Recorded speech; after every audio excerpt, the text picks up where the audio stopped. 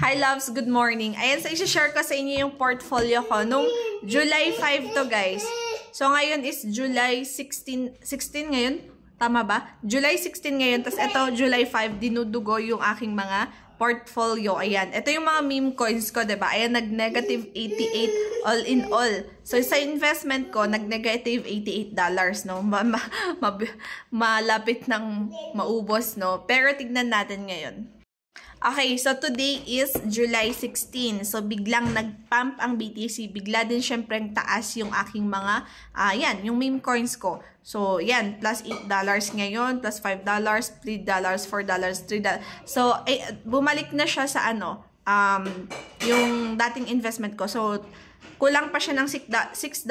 Pag tumaas pa ng konti, marireach ko na yung dati kong investment. Yung dating nilagay ko na pera dito sa aking mga meme coins. So, pag bumalik yon, o di next na lang is yung profit na lang. Sana tumaas pa yung BTC para mag-profit na siya.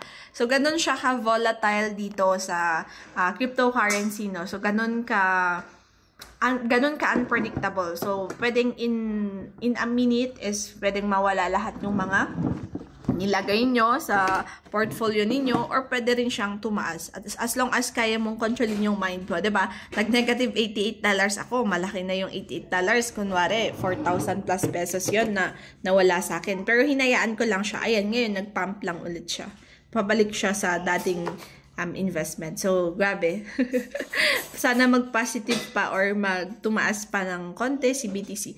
Kasi 64 guys ang BTC. Wait lang. Ito, biglang pump talaga yung BTC ngayon. So, I'm sure ang dami na namang nag-content nito dahil biglang taas ng Bitcoin. So, yan. Malaki yung manipulation ng market natin dito sa na lang si Donald Trump na ano siya, na nasugatan siya sa tinga dahil may hitman. Biglang taas ng BTC.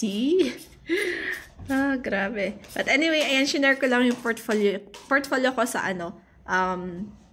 mga meme coins ko. Para later on, meron akong mga ipapakita. Pag nagte-take profit na ako, or malay nyo, biglang nagpiso yung mga meme coins, o diba? So, yun.